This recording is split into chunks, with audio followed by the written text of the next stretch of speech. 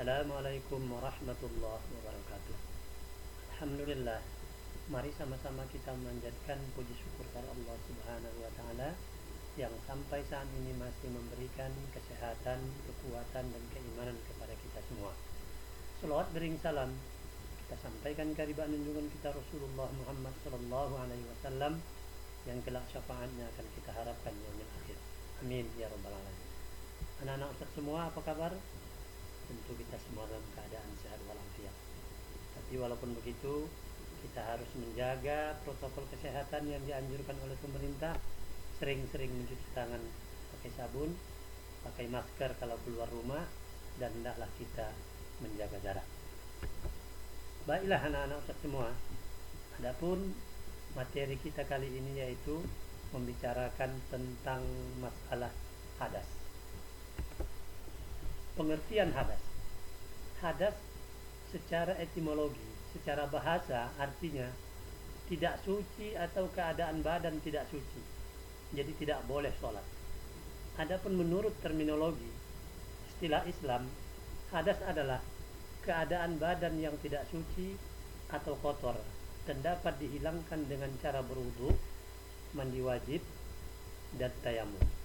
Dengan demikian, dalam kondisi seperti ini dilarang atau tidak sah untuk mengerjakan ibadah yang menuntut keadaan badan bersih dari hadas dan najis seperti sholat, tawaf, dan i'tikaf.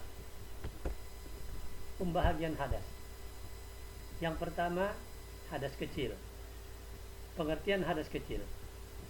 Hadas kecil adalah sesuatu yang membatalkan wudu atau sesuatu keadaan yang terjadi pada seseorang karena batalnya wudu yang menyebabkan ia terhalangi untuk melakukan amalan-amalan yang pelaksanaannya disyarati dengan wudu. Yang kedua, hadas besar. Pengertian hadas besar. Hadas besar adalah sesuatu yang menyebabkan seseorang harus melakukan mandi wajib seperti junub, haid, atau sesuatu keadaan yang muncul pada diri seorang yang menyebabkan ia terhalangi untuk melakukan amalan yang mana bersuci adalah sebagai salah satu syarat amalan tersebut.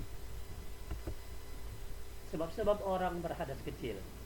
Yang pertama, keluar sesuatu dari dua jalan, yaitu kubul atau dubur, seperti kencing, buang air besar, atau buang angin.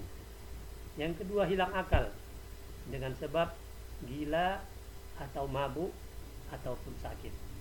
Yang ketiga, tidur nyenyak, kecuali tidur orang yang duduk yang tetap kedua papan punggungnya. Yang keempat, bersentuhan kulit laki-laki dengan kulit perempuan yang halal berkawin dengannya, tidak berlapis dan keduanya telah dewasa. Yang kelima, menyentuh kubul atau dubur manusia dengan telapak tangan dalam keadaan tidak berlapis, walaupun kubul atau duburnya sendiri. Sebab-sebab orang berhadas besar. Yang pertama, mengeluarkan mani atau sperma. Keluarnya mani seseorang dapat terjadi dalam berbagai keadaan, baik di waktu jaga maupun di waktu tidur atau mimpi, dengan cara disengaja ataupun tidak, baik bagi pria ataupun wanita. Rasulullah SAW bersabda, apabila air itu terpancar keras, maka mandilah. Hadis riwayat Abu Dawud. Sesungguhnya Ummu Sulaim radhiyallahu berkata, ya Rasulullah, sesungguhnya Allah tidak malu mengenai kebenaran. Wajibkah perempuan itu mandi bila mana ia bermimpi?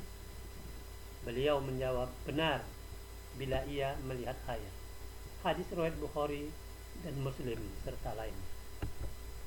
Yang kedua, hubungan suami istri atau jima. Hubungan suami istri baik disertai dengan keluar mani ataupun belum mengeluarkannya mengakibatkan dirinya dalam keadaan junub. Hal seperti ini didasarkan pada surah Al-Maidah ayat 6 yang berbunyi, Wa in kuntum junuban fattoharu. Dan jika kamu junub, hendaklah bersuci. Sesungguhnya Rasulullah SAW bersabda, jika seorang telah duduk di antara kedua tempat anggota badannya atau menggaulinya, maka sungguhnya wajiblah untuk mandi, baik mengeluarkan mani ataupun tidak. Hadis riwayat Ahmad dan Muslim. Yang ketiga, terhentinya haid dan nifas.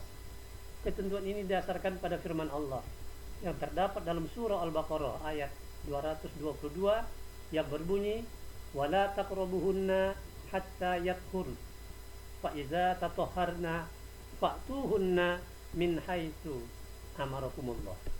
Dan janganlah kamu dekati istri yang sedang haid sebelum mereka suci. Dan apabila sudah suci atau sudah mandi, maka gaulilah mereka itu di tempat yang diperintahkan Allah kepada kamu. Adapun terhadap hukum nifas, yaitu keluarnya darah dikarenakan habis melahirkan anak, maka berdasarkan ijma' sahabat, ia dihukumkan sama dengan hukumnya haid. Hal-hal yang diharamkan ketika sedang berhadas kecil. Yang pertama, sholat, baik sholat fardu maupun sholat sunat. Yang kedua, tawaf. Dan yang ketiga, menyentuh Al-Quran. Hal-hal yang diharamkan ketika sedang berhadas besar. Yang pertama, sholat, baik sholat fardu maupun sholat sunat. Yang kedua, tawaf.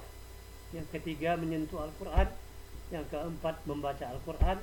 Yang kelima, i'tikaf. Dan yang keenam, berpuasa. Terima kasih. Mudah-mudahan bermanfaat bagi kita semua. Amin ya rabbal alamin. Wassalamualaikum warahmatullahi wabarakatuh.